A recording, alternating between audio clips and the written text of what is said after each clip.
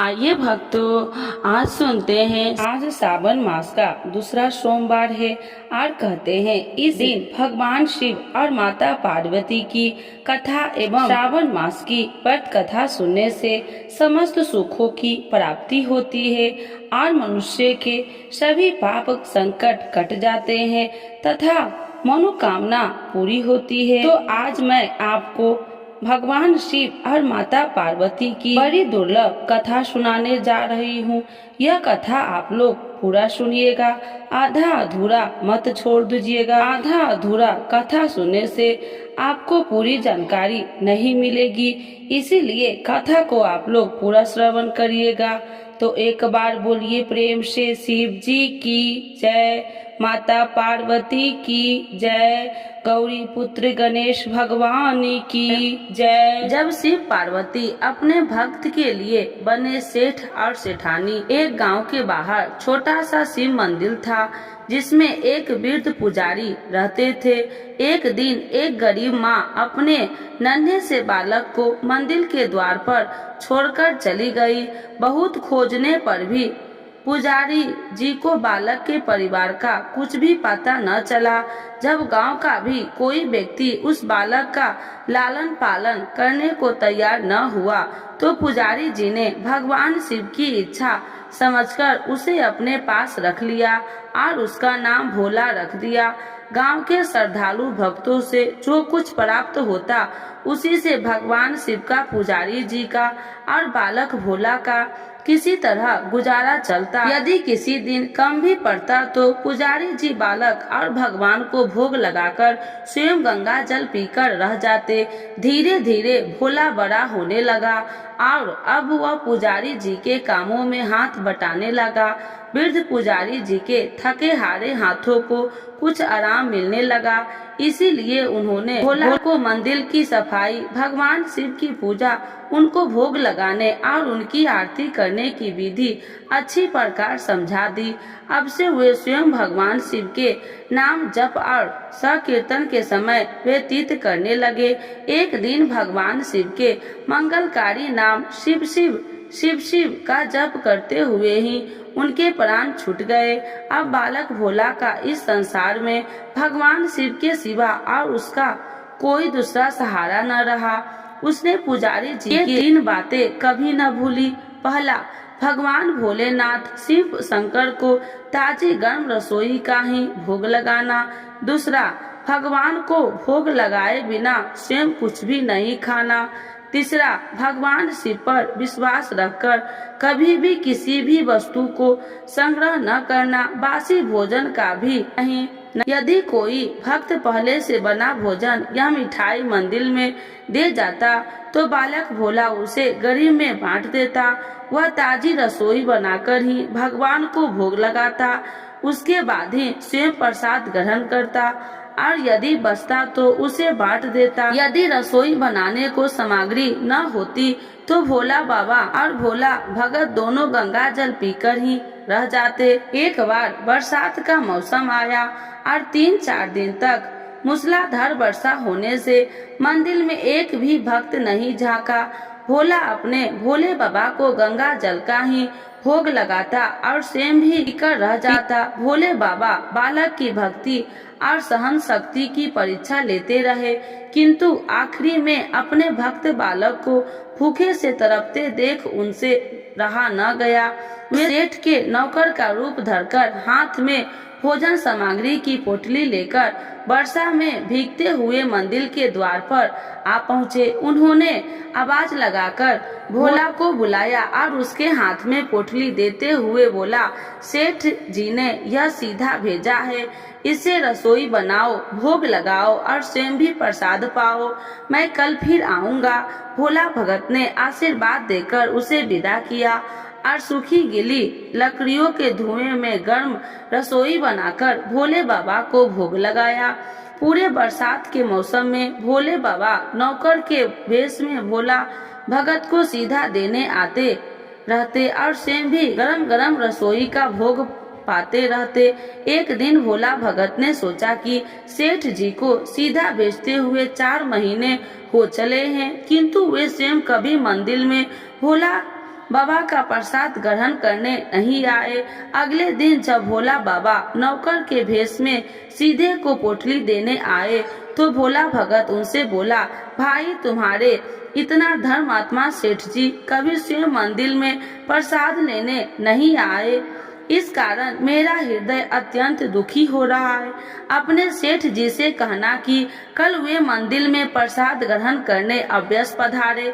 सुनकर नौकर बोले, भोले बाबा चौंक कर घबरा उठे और बोले, पुजारी जी, सेठ जी मेरे द्वारा आपको सीधा भेजते हैं, आप इससे भगवान को भी भोग लगा देते हैं और स्वयं भी प्रसाद पाते हैं, फिर सेठ जी को बीच में बुलाने की क्या जरूरत है, जैसा चल रहा है वैसे ही चलने दीजिए। भोला बोला, ऐसे कैसे चलने दूं, आपके धर्मात्मा सेठ जी इतने दिनों से सीधा भेज रहे हैं, क्या मैं उन्हें भगवान का प्रसाद देने का अपना कर्तव्य भी पूरा न करूं?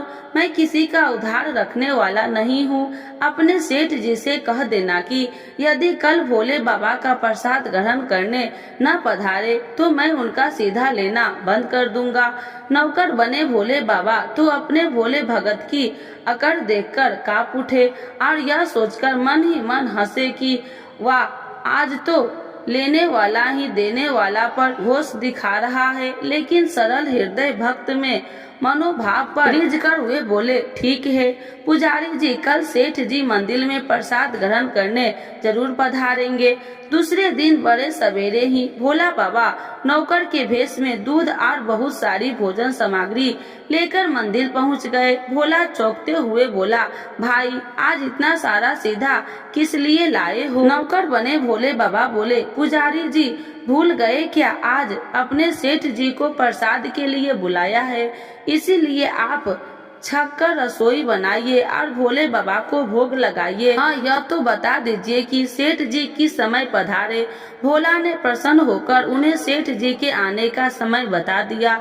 अब भोला भगत की इच्छा पूर्ण करने के लिए भोला बाबा कैलाश पर सेठ का रूप धारण करने लगे। इधर अपने स्वामी को एक प्यारे भक्त के यहाँ जीवने जाने का समाचार सुनकर ममतामयी अन्नपूर्णा माँ पार्वती भी भला कैसे पीछे रहती।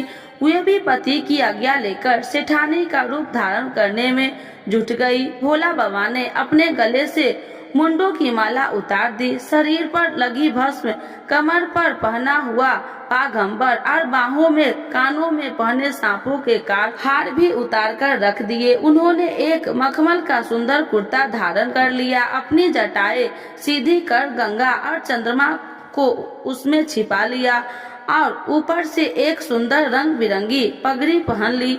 सदैव नंगे पैर विचरण करने वाले शिव जी ने आज अपने पैरों में रेशमी जुतियां धारण कर ली। हाथ में त्रिशूल और डमरू भोले बाबा ने नंदी के हाथ में थमा दिया और अपने हाथ में एक सुंदर छड़ी लेकर पार्वती जी के तैयार होने की प्रतीक्षा करते हुए कैलाश पर चहलकदमी करने लगे। इधर पार्वती जी घंटों में मेकअप करने में जुटी हुई थी। उन्होंने आज अपने पति देव के नगर में बनी सुंदर बनारसी साड़ी निकाल कर पहनी, जिसका रंग सेठ बने शिव जी के कुर्ते में मैच कर रहा था। उन्होंने सोने चांदी हीरे मंगाते हुए आभूषण धारण कर लिए, पैरों में सुंदर सैंडल पहन ली, बगल में सुंदर सा पर्स दबा लिया और भोला बाबा के बार बार आवाज लगाने के बाद श्रृंगार कक्ष में बाहर निकलकर आई। जब पार्वती जी और शिव जी एक दूसरे को सेठ सेठानी के वेश में देखा तो वे चकित होकर एक दूसरे को निहारते ही रह गए।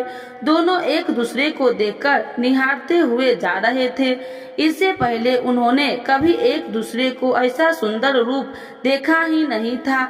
जब भगवान गौरी शंकर सेठानी सेठ का रूप धारण कर कैलाश से अपने भक्तों के यहाँ दावत उड़ाने चले तो गणेश, कार्तिकेय, नंदी, श्रृंगी, ऋषि मुनि देवता गण भी उन्हें देखकर ठग से रह गए। सेठ बने शिव जी अपने हाथ में ली हुई छड़ी को आधा से घुमाते हुए पृथ्वी पर टेकते हुए चल रहे थे और उनके पीछे पीछे बगल में पर्स दबाए, अपनी सैंडल से टक टक और पायलों की छन छन की मधुर ध्वनि करती हुई माँ पार्वती सेठानी बनी ही चल रही थी। इधर भोला भगत आज सुबह से ही सेठानी के स्वागत में भांति भांति के पकवान बनाने में जुटा हुआ था। अपने भोले बाबा का भोग तो चलते फिरते बना लेता था, किंतु आज उसे कई महीनों से भगवान को भोग लगाने के लिए सीधा भेजने वाले सेठ जी को भगवत प्रसाद देना था। अतः आज उसने अपनी सारी कलाएं झोली डाली थी। उसने सेठ जी द्वारा भेजे हुए चावल धोकर खीर बनाई, उसे धीमी आंच पर पकाकर गाढ़ा किया और उसमें सेठ जी के द्वारा भेजे हुए पिस्ते, बादाम, केसर, गोचे, किशमिश डाले।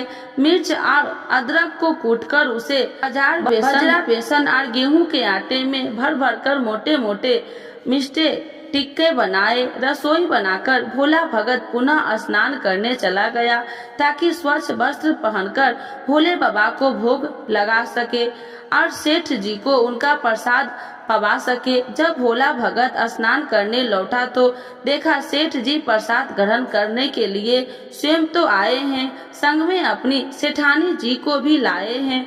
भोला ने झट दोनों से राम राम कहे उन्हें आसन पर बैठाया और बोला, मैं अभी भगवान को भोग लगाकर आता हूँ, फिर आपको प्रसाद परोसूंगा। भावना के भूखे भोलेनाथ से भूख सहन नहीं हो पा रही थी, इसीलिए वे बोले, पुजारी जी भगवान को जल्दी से भोग लगाइए, मुझसे भी भूख सहन नहीं होती। भोला भगत बोला, सेठ जी भूख तो मुझे भी बड़े जोर से लग रही है, किंतु मैं अपनी भूख के कारण भगवान को भोग लगाना नहीं भूलता। यदि दुनिया के सारे लोग इसी तरह अपनी भूख के लिए भगवान को भोग लगाना भूल जाए तो भगवान तो भूखे मर जाएंगे। सेठ जी बने भोले बाबा एक पत्तल उठाते हुए बोले, पुजारी जी आप भोग लगाइए, इधर मैं पत्तल परोस लेता हूँ, मुझसे भूख सहन नहीं हो पा रही है। भोला भगत सेठ जी बने भोला बाबा को डांटते हुए बोला, सेठ जी भगवान के काम में न तो जल्दबाजी चलती है और न कंजूसी।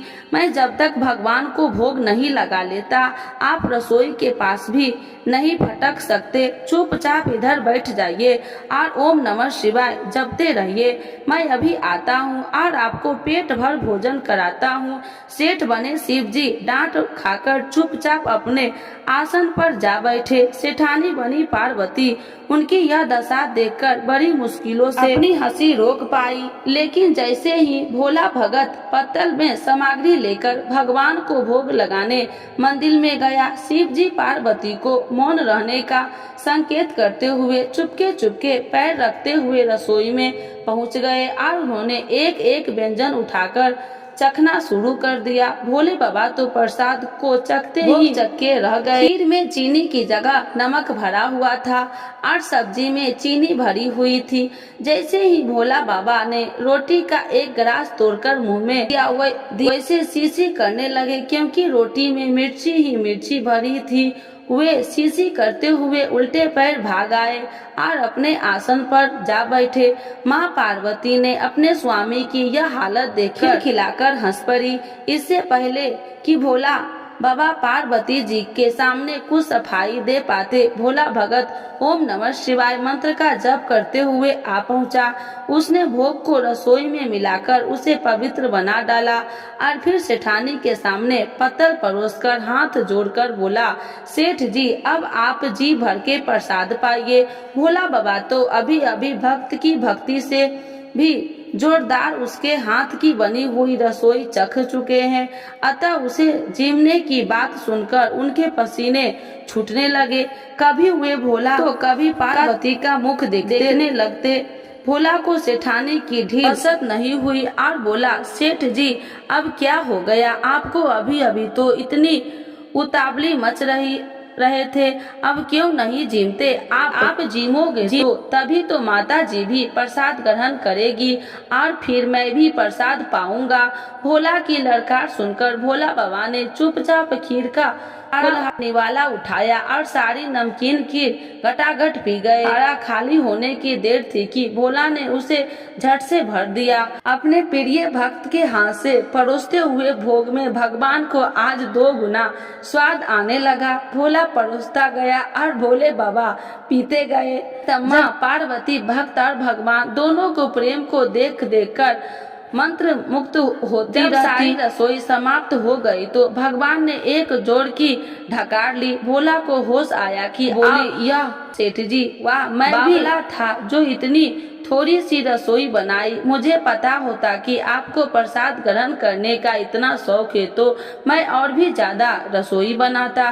भोले बाबा अपने पेट पर हाथ फेरते हुए सेठानी बनी पार्वती जी की ओर मुस्कुराकर देखते हुए बोला, पुजारी जी, मैं इतना रोज कहाँ खाता हूँ, किंतु आज प्रसाद इतना स्वादिष्ट बना था कि अपने बस ही नहीं रहा और खाता ही चला गया। किंतु तभी भोला भक्त ऐसा होकर बोला, सेठ जी, वह तो अपने ठीक किया, लेकिन माता जी तो भूखी रह गई। ममतामयी पार्वती माँ से भोला का रुआसा मुंह देख नहीं गया। उन्होंने बची हुई खीर की 4 बूंदे अपने कंठ में टपका ली। भोले बाबा द्वारा भोग लगाने से प्रसाद में अद्भुत अलौकिक स्वाद भर गया था। इसी सुगंधित और मीठी खीर चखकर जगत जननी आकंत तृप्त हो गई और उनके तृप्त होने से ही सृष्टि की प्रत्येक प्राणी तृप्त हो गई। भोला भगत बोला, सेठ जी, आपने और माता जी ने प्रसाद ग्रहण कर लिया, इससे मुझे अत्यंत संतोष हुआ। समझ लीजिए कि आप दोनों द्वारा प्रसाद ग्रहण करने से मेरा भी पेट भर गया। मेरी तो वैसे ही महीने में 4 एकादशी हो जाती है, किंतु मैं भी एक दाना ले ही लेता हूँ, जिससे कि भोला बाबा के प्रसाद का अनादर न हो। यह कहकर जैसे ही भोला ने खीर के एक पात्र में लगा चावल का दाना उठाकर अपने कंठ में डाला, उसके जन्म जन्मांतर की भूख प्यास मिट गई। समस्त वासनाओं और इच्छाओं की तृप्ति हो गई। जिसके ज्ञान के नेत्र खुल गए और उनसे देखा कि उनके सन्मुख त्रिलोकीनाथ भगवान शंकर और जगत जननी माँ पार्वती आशीर्वाद की मुद्रा में मुस्कुराते हुए खड़े हैं। भोला दौड़कर उनके चरणों में लौटता गया और उन्हीं में समाता गया। हर हर महादेव। जय माता जी। तो एक बार बोलिए प्रेम से शिव जी की जय, माता पार्वती की जय, गौरी पुत्र गणेश भगवान की जय। सावन सोमवार व्रत कथा। तो एक बार बोलिए प्रेम से शिव जी की जय, माता पार्वती की जय। अगर आपकी कोई मनोकामना पूरी नहीं हो रही है या फिर तमाम प्रयासों के बावजूद आपको करियर में सफलता नहीं मिल रही है या व्यक्तिगत जीवन में परेशानी चल रही है तो परेशान न हो। इस बार सावन सोमवार का व्रत करें और व्रत कथा सुने। मान्यता है कि सावन सोमवार के दिन व्रत रखकर इस कथा का पाठ करने या सुनने से मनचाही मुरादें पूरी हो जाती है। कथा के अनुसार एक समय की बात है, एक साहूकार था जो भगवान शिव का अनन्य भक्त था। उसके पास धन्य धान्य की कोई कमी नहीं थी, लेकिन उसके कोई संतान नहीं थी।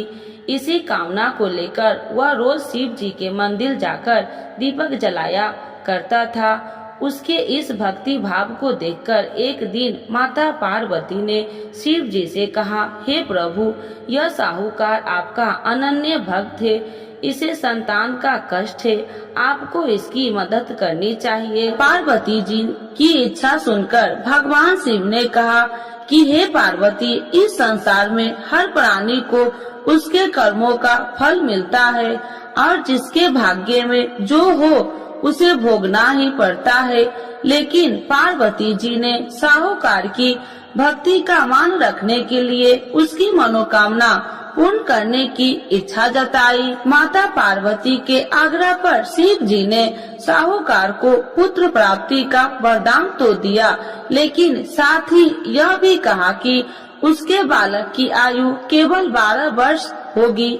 माता पार्वती और भगवान शिव की बातचीत को साहूकार सुन रहा था। उसे न तो इस बात की खुशी थी और न ही दुख।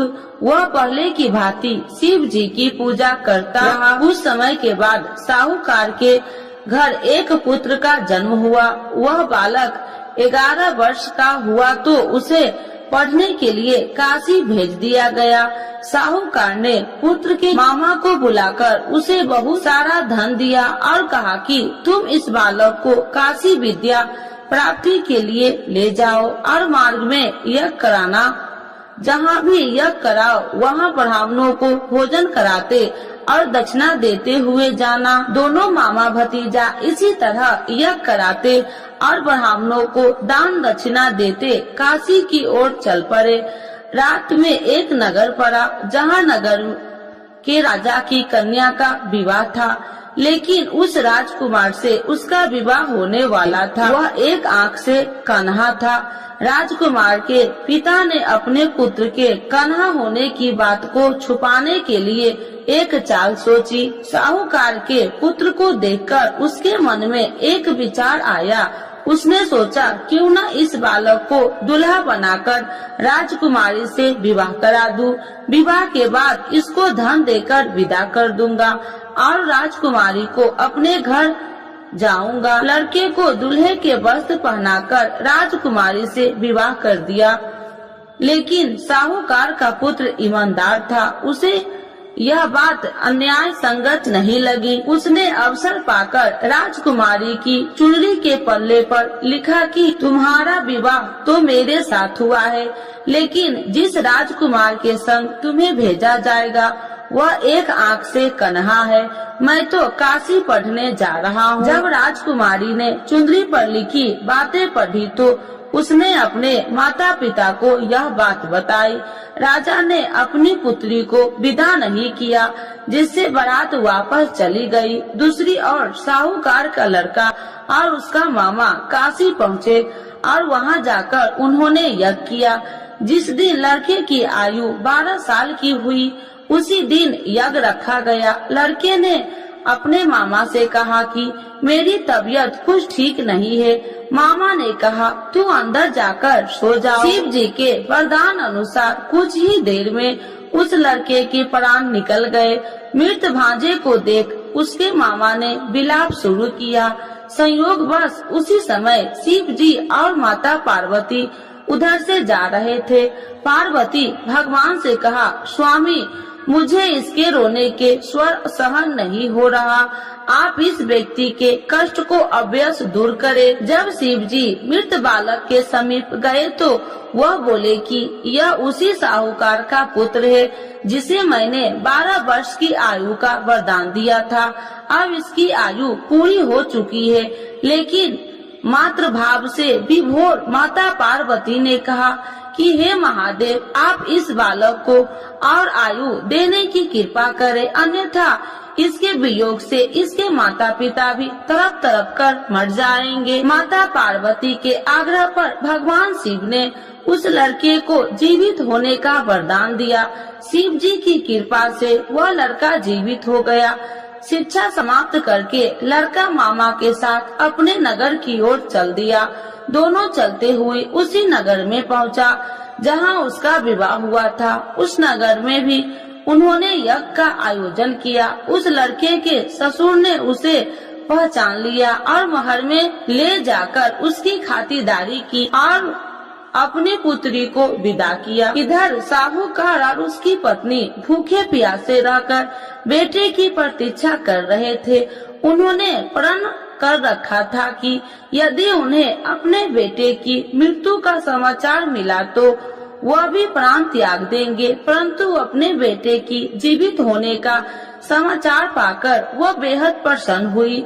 उसी रात भगवान शिव ने व्यापारी के स्वप्न में आकर कहा, हे श्रेष्ठ, मैंने तेरे सोमवार के व्रत करने और व्रत कथा सुनने से प्रसन्न होकर तेरे पुत्र की लंबी आयु प्रदान की है। इसी प्रकार जो कोई सोमवार व्रत करता है या कथा सुनता है और पढ़ता है उसके सभी दुख दूर होते हैं और समस्त मनोकामनाएं पूर्ण होते हैं। तो एक बार बोलिए प्रेम से शिव जी की जय, माता पार्वती की जय।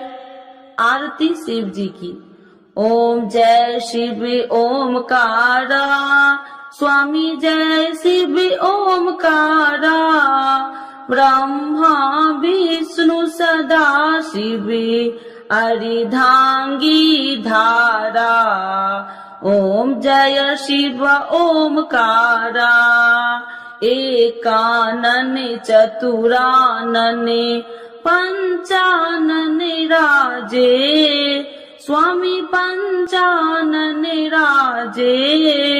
हंसासन गरुड़ासन विश्वाहन साजे। ओम जय शिव ओमकारा। दो भुज चार चतुर्भुज 10 भुज अति सोहे। स्वामी 10 भुज अति सोहे। त्रिगुणी रूपिणी रखिते तिरुबनि जन मोहे। ओम जय शिव ओमकारा। अच्छी माला बनि माला मुंडी माला धारी। स्वामी मुंडी माला धारी। त्रिपुरारी कंसारी करी माला धारी। ओम जय शिव ओमकारा। श्वेतांबर पीतांबर बाघांबर अंगे। स्वामी बाघांबर अंगे। सनिकादिकी गरुणादिकी भूतादिकी संगे। ओम जय शिव ओमकारा। करके मध्य कमंडल चक्र त्रिशूलधारी। स्वामी चक्र त्रिशूलधारी। सुखकारी दुखिहारी जगे पालनकारी। ओम जय शिव ओमकारा। ब्रह्मा विष्णु सदा शिवी जानति अविवेका। स्वामी जानति अविवेका। मधु कैटभि दो मारे सुर भयहीन करे। ओम जय शिव ओमकारा। लक्ष्मी व सावित्री पार्वती संगा। स्वामी पार्वती संगा। पार्वती अर्धंगी शिव लहरी गंगा। ओम जय शिव ओमकारा। पार्वती सोहे पार्वती शंकर कैलासा। स्वामी शंकर कैलासा। भांग धतूर का भोजन भस्मी में बसा। ओम जय शिव ओमकारा। जटा में गंगा बहती है गले मुंडन माला। स्वामी गले मुंडन माला। शेष नाग लिपटावती ओढ़त मिर्ग छाला। ओम जय शिव ओमकारा। काशी में विराजे विश्वनाथी नंदी ब्रह्मचारी। स्वामी नंदी ब्रह्मचारी। नित्य उठी दर्शन पावती महिमा अति भारी। ओम जय शिव ओमकारा।